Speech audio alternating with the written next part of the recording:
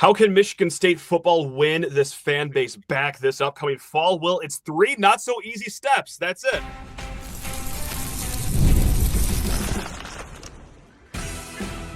You are Locked On Spartans, your daily podcast on the Michigan State Spartans, part of the Locked On Podcast Network, your team every day.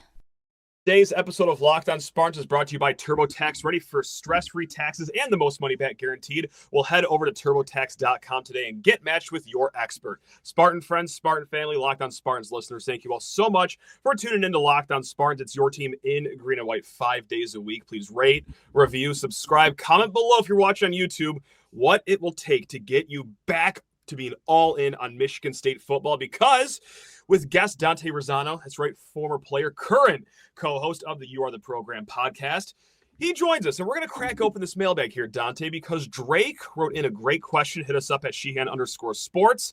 What kind of on-field results would it take you to buy back into Michigan State football? Does 7-5 do anything? Drake wanted to know. I could talk myself into 7-5. It would take a little bit of work, but look, I'm going to try to speak for the greater good of this fan base, Dante. Do you think I could do this? Do you think I know my people enough to really get in their brains? I don't know anyone better. Yeah, I don't know anyone better. Flattering right off the bat. You will be sent a Venmo payment here once this episode concludes.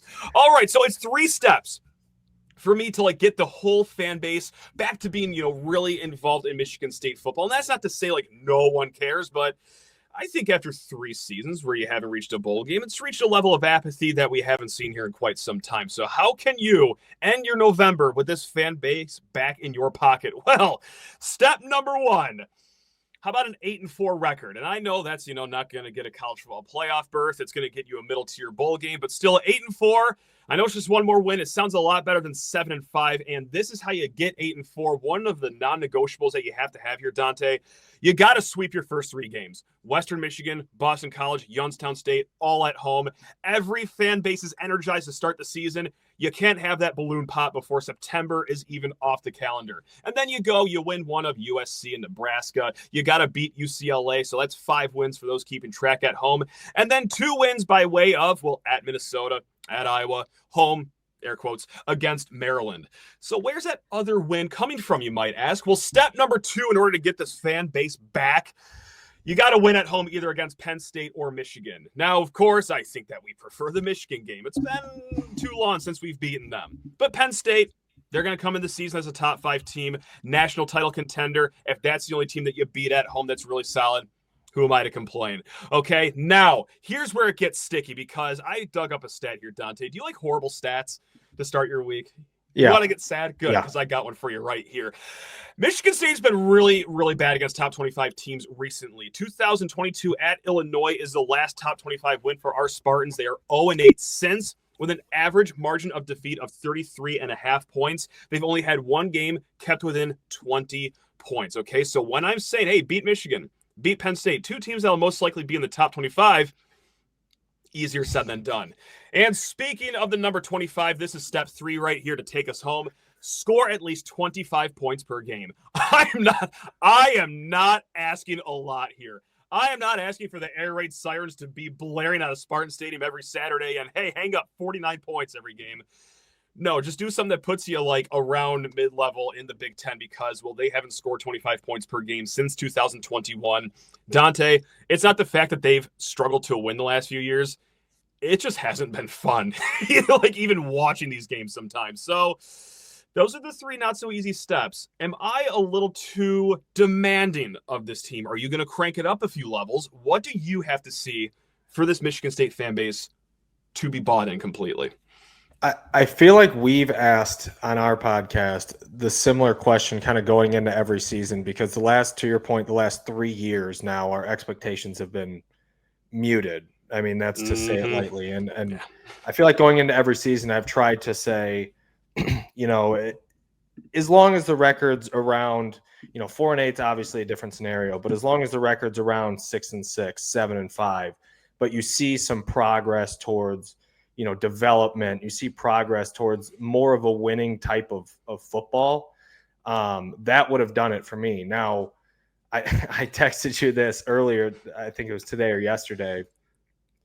I want to be more demanding now. Like it, we've go. seen 3 years of football that's not very good football. And while I think there is nuance to last year's kind of 4-8, you start the season strong, you have good showings in bits and pieces against an Oregon and Ohio State. You probably should beat Michigan. You outplay them, but they end up making all the winning plays in that game to do it. And then it just falls off a cliff, and everyone remembers those last 4 games. And that's not to excuse anything, because they looked lifeless in the last 4 games. But I think you're right there with the 8-4 and how you get to that 8-4 number. So I agree with you completely. I think 8-4 is a very good stepping stone, and I think this team kind of has the ability to get there. We won't be able to see it until September, so there's a long runway between now and then. But I do think that that's a pretty accurate representation to get at least buy-in, because no matter how many things go well outside or off the field and outside of Saturdays, if they don't produce, then all of a sudden you're starting to look at the coach. Is he the right fit? You already started to see some of this year, and specifically with how that Michigan game ended. A lot of things can spiral downhill from there. So number one is going to be winning games. And for sure, that's going to be the biggest driver of fan success this year. Yeah, and just to echo what Jonathan Smith said, it's not just this stooge of a podcast host over here saying this. Like, I'm taking the words out of the coach's mouth, is that don't, let the season reflect on our win-loss record. And I'm paraphrasing here. But grade us on how we've progressed throughout the year. And there was that lack of progression. Just like you said, Dante, those last 4 games, outside of the first drive where they were just, the best team you've ever seen on turf, they really kind of weren't that the rest of the game here. So I do want to go back to a take that I had a few weeks, or God, at this point, a few months ago now. I don't think this offense has any excuses to not be this 25-point per game offense. And I get, if you guys aren't number people or stat people, you don't really know what 25 points per game means. I'm putting the bar as close to the floor as I possibly can. I understand that Michigan State hasn't scored 20-plus points per game in the last 2 years, but just be not anemic. Give us a pulse. And going back to that take that I had, I don't think there is any excuses, because I did it a lot last season where I said, hey, Aidan Chiles, still young, new starter, give him some time. Those are words you can't say anymore this year. They also went out and they got some key offensive linemen in the transfer portal to go along with the depth that they've already had. They brought back Nick Marsh, which was a great offseason win for Michigan State, and also added some supplemental wide receiver pieces. Now, the running backs, to be determined. That's going to be a green group right there. But I don't know, you got the coaching staff that is offensively driven. You have your quarterback. You revamp the offensive line. I don't think I'm going too out on a limb saying there's no excuses for the offense. Or you want to break test me on that one? This is a message from sponsor Intuit TurboTax. Taxes was waiting and wondering and worrying if you were going to get any money back, and then waiting, wondering, and worrying some more. Now Taxes is matching with a TurboTax expert who can do your taxes, and as soon as today, guys. An expert who gives your taxes their undivided attention as they work on your return, while you get real-time updates on their progress so you can focus on your day. An expert who will find you every deduction possible and file every form, every investment, everything with 100% accuracy. All you have to do now, is just get the most money back guaranteed. No waiting, no wondering, no worries. Now this is Taxes. Get an expert now on TurboTax.com. Only available with TurboTax Live Full Service, real-time updates only in the iOS mobile app. See guarantee details at TurboTax.com/guarantees.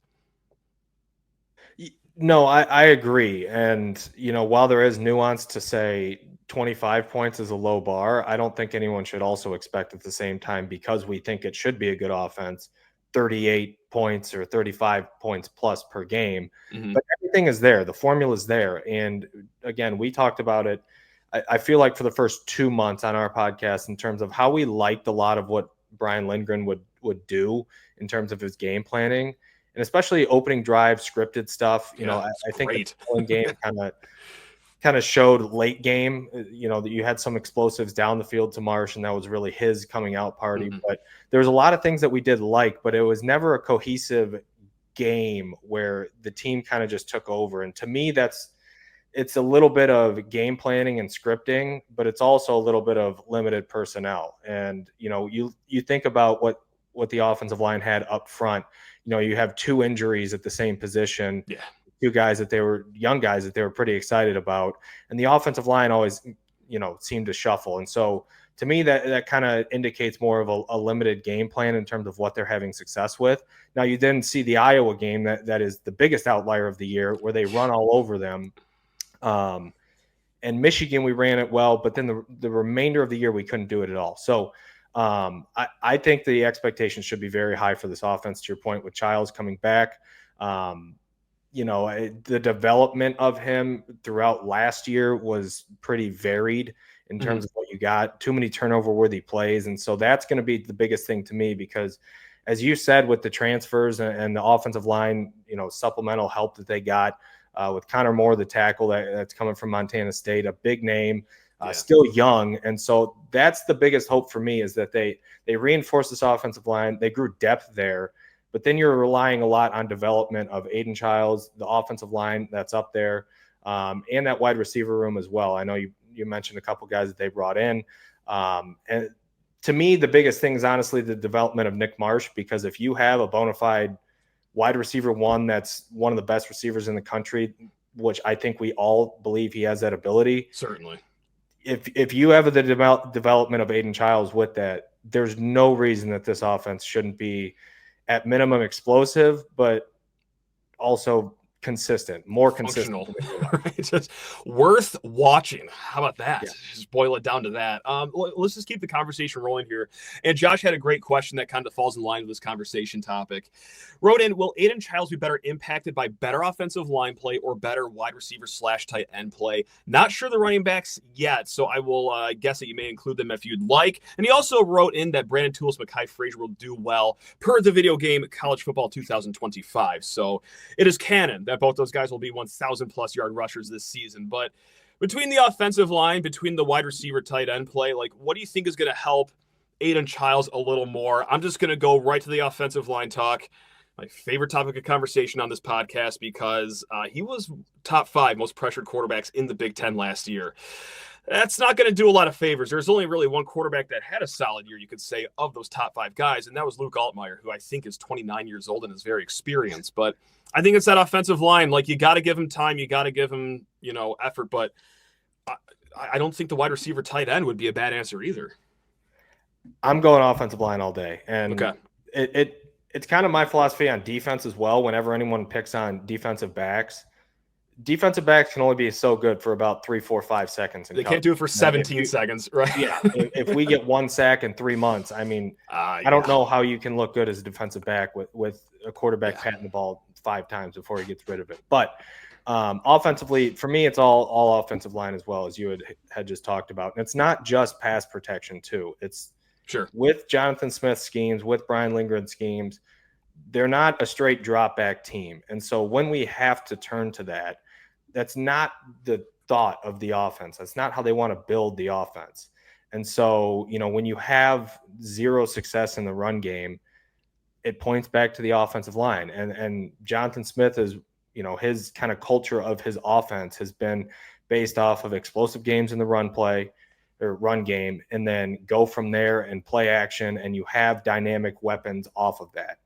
And while the receiver room looks on paper like it's improved, and you get another year of Jack Belling, you get another year of Nick Marsh, and another year of Aidan Chiles, all of those things in the pass game, the biggest thing for me is still going to be how the offensive line performs. And that will help Aidan Chiles no more than, the pass protection, yes, that's going to be a key.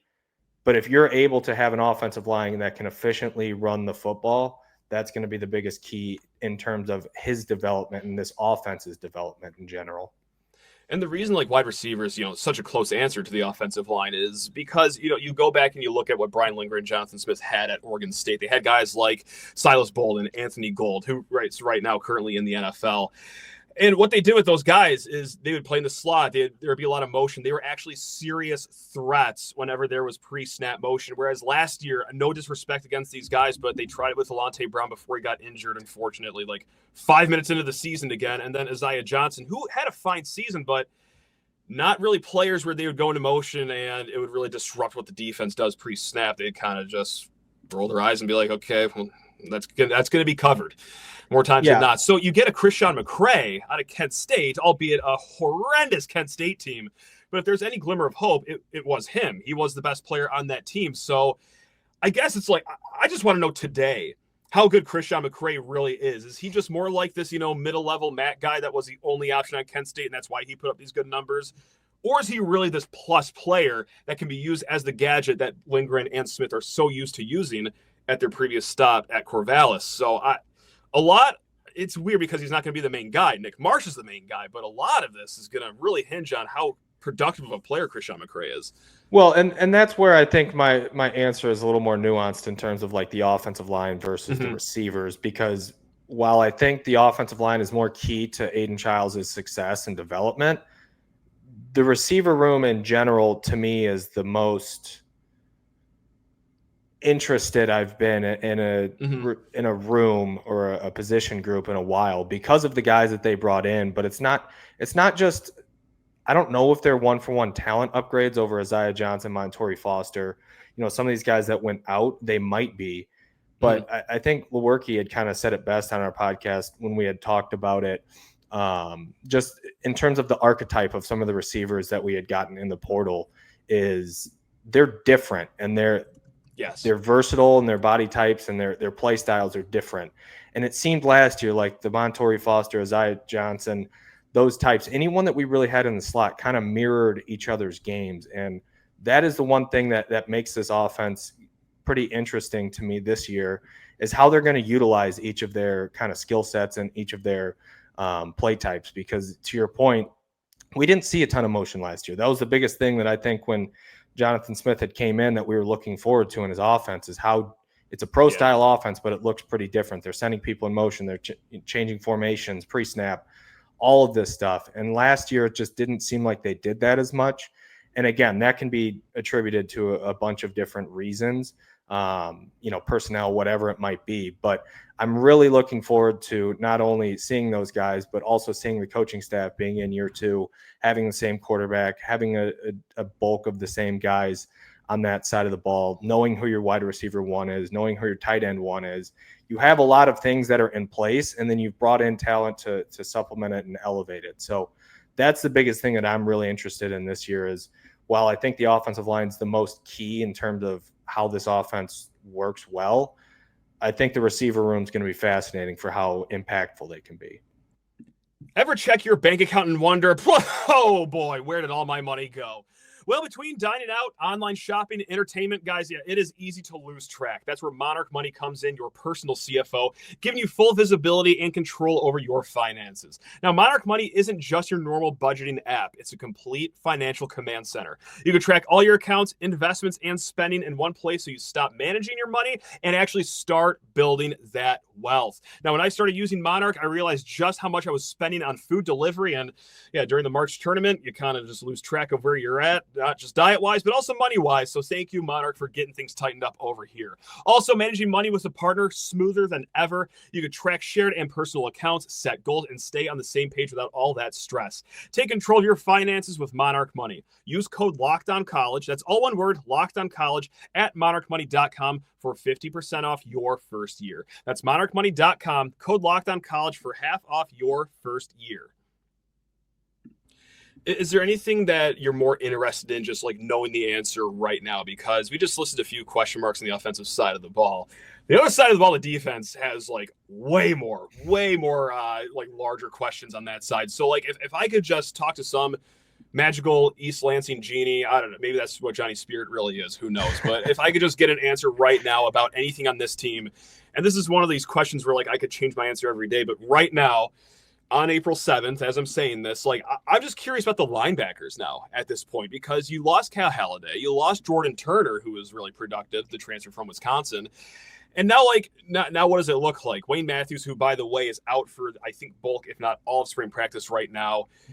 He's probably your will. Darius Snow could potentially jump in there too, but I think your Mike is going to be Jordan Hall. And then who's playing the Sam? Is it Marcellus Polium, Samaj Bridgman, who did not play at all last year, but there's whispers that he had an injury issue. But then, of course, redshirt freshman Brady Pretzloff too.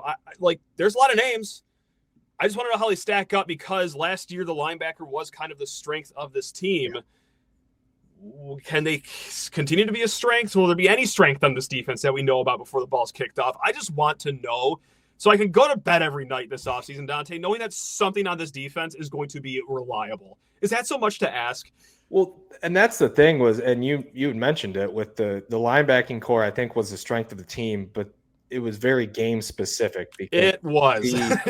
Against run game, I thought they were very good and very aggressive. I was as complimentary as I feel like I could have been towards Joe Rossi and his defense, and at least how they had him playing for a majority of the year. And then obviously you lose pretty much every single person in the secondary to injury, and you're playing true freshmen and, whatnot out there. And so that's where I say the nuance of last year, I think there was a lot of obviously injuries and outliers that you probably won't see on a year-to-year basis in terms of the personnel. But the linebackers really stood out to me, and the defensive front, at least in the run game, because it felt like they attacked the ball in a different way. They got downhill in the run game. They were aggressive in the run game, and they really tried to shut teams down in that aspect. And now the linebacker room's pretty much completely turned over, like you said. And, for as many flaws as Cal Haladay had in the pass game, I thought he was very good in the run game and at least setting the defense. And I think that's the new that maybe not everyone thinks about in terms of getting people in the right position, because as a Mike linebacker, that's your number one agenda. Essentially every single snap is you got to see the formation, get everyone set, know the checks, calls, whatever you might have that go into that, and get everyone ready to play. And that's the biggest difference that you're going to have to see, and we're going to have to find out about early in the year, is having a new Mike backer in this defense. How does he get everyone set? Does he get everyone flying around? Because really you're an extension of a coach on the field. The quarterback is what's known for, getting everyone right in the right position, but I think it's even more so apparent on the defensive side with the Mike linebacker. So I expect Jordan Hall to have a good year. I've been very high on him since his freshman year. They've kind of moved him around to different spots. I think he played a little rush edge last year. And I don't know if that was just because Cal Haladay was there and so veteran that they wanted to keep him in there and they were trying to get Jordan Hall in the field. But I think that kid's a very good player. As a freshman, he popped a lot on tape, and I'm excited to see what he can do. But to your point, the linebacker room's a bit of a mystery. The defensive back room I don't think is as much of a mystery, just because you have a bad year last year, but like I said, everyone got hurt, and so you're returning Dylan Tatum, you're returning Malik Spencer, you're returning a lot of these guys, and then on top of that, everyone that played last year got experience. So you would hope that in the offseason their development gets a little bit better. So I'm more interested in the development of the offensive side of the ball versus the defensive side of the ball, just because I have that trust and faith in Joe Rossi. I think he's a very good defensive coordinator. Personnel is a lot different on defense versus the offense is a little bit more stable. But I think as long as you have Joe Rossi as their defensive coordinator and maintain that cohesion back there, I think that defense is going to figure it out. I like that. The Joe Rossi disciple. I like that. That's going to calm my nerves too, because I do have to remember he is a really good defensive coordinator. And for all the issues they had last year, Joe Rossi couldn't get in there himself and play edge and get to the quarterback. And he was a little slow to get to more blitzing on the season, but when you blitz more, you're going to leave your secondary more susceptible. And at that point of the season, they were so injury riddled. We don't have to rehash the whole season. I don't know why I'm doing this right now, but Joe Rossi, good coordinator, has proven it many times before. So if there's anyone that can make it work, hopefully it is him. I got a random question here. And as we're in the midst of spring practice right now, of course, can you tell in a spring practice, hey, we're going to be good this year? Or is that just so far in the future of what the fall has to offer that it doesn't even cross your mind as a player during these practices? I think context and confidence really matter, because if you're coming off of a good season and you've seen what success looks like, then you can see if that carried over to spring practice, right? Because it's essentially two completely different teams, different personnel out there. And so, if you're a 10-2 team and you saw what a 10-2 team looked like the year before, and the intensity that they practiced with and the guys that were on that team and how they practiced every single day, then you go into spring ball and you see that repeated, if not elevated, yeah, you should be pretty confident. But, I think back to 2016 into 17, and the difference in spring practice wasn't really anything like noticeable to where I had in the back of my head that, hey, we're going to be a 10-3 team next year. Yeah, but, okay. I think maybe it's not doubt, but it's just you need to see it on the field. I remember I was really nervous going into the Bowling Green game. Again, not that I was really playing, but going into that game, coming off a 9-3 year, 3-9 year, thinking we can't lose this game. Like, No. this is right. You're just kind of nervous and anxious to see how the season kind of plays out because you want to prove it right. You want to think that everything that happened in spring ball and the practices and all the work that you put in was worth it. And so that's where a lot of the anxiety and a lot of the nervousness might come in. But I think context really depends, and vice versa to your point, I guess, if, the 4-8 team, how they practice every single day, if there's a complete different energy in the room, if there's guys flying around, if people are making plays and it looks way different than the year before, then yeah, you'll probably be able to tell at least how things are scheduled to go. But I always am of the opinion you're not going to know until you see it on the field and you hit someone else. Yeah, but what fun is that though? It's April. We want to dream of 8-4 seasons, 9-3. Not being realistic. Let's make. Yeah, what are you doing over here? Come on, we don't do this on Locked On Spartans. Come on, man.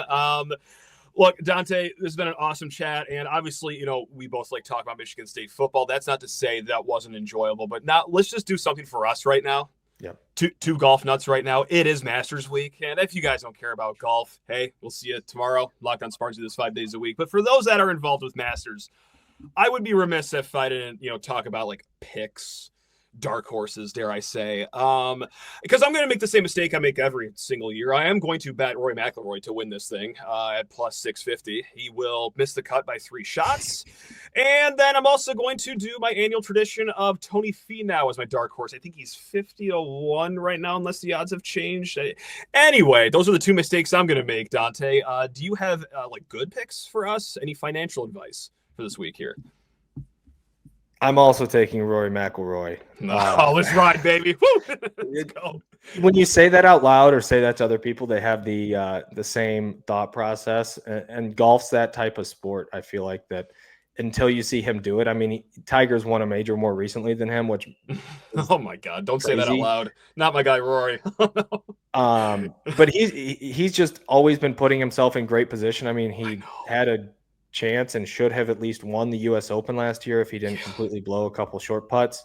And then, this year he's kind of continued it. I think he's going to be in contention at minimum, and he has a chance to win every single tournament that he plays in. I just kind of have a feeling that he's going to do it. But again, would I be stunned if he falls short again? No. Would I be stunned if he misses the cut? No. So it kind of all depends, but I also like him to win.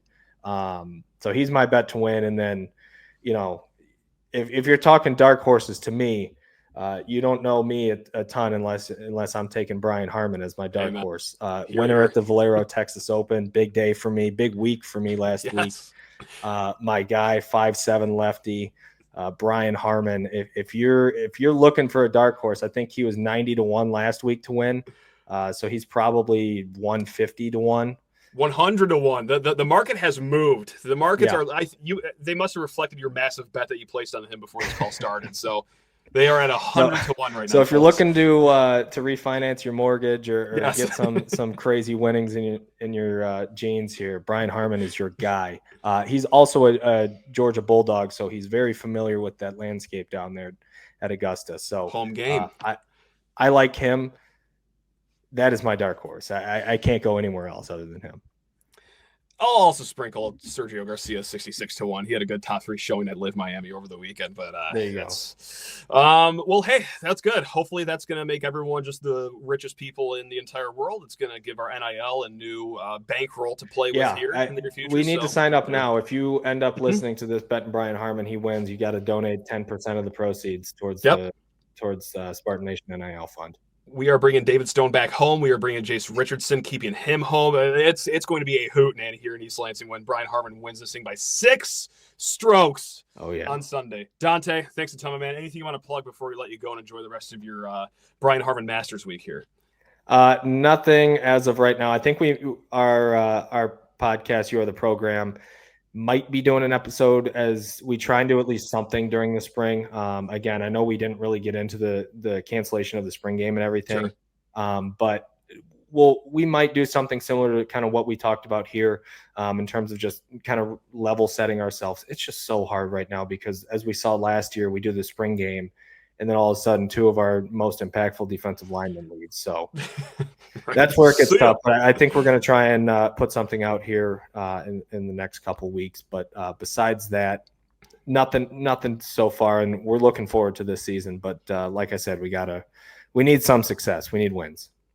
And until that episode comes out from the fine gentleman at the You Are the Program podcast, guys, keep it tuned here. Locked On Spartans. We do this 5 days a week, even in the off season. If anything breaks here, or even if it doesn't break, we're going to talk Spartans and a little bit of Masters talk right here. All right, guys, have a great week. Love you all. Go Green. Appreciate it, Matt.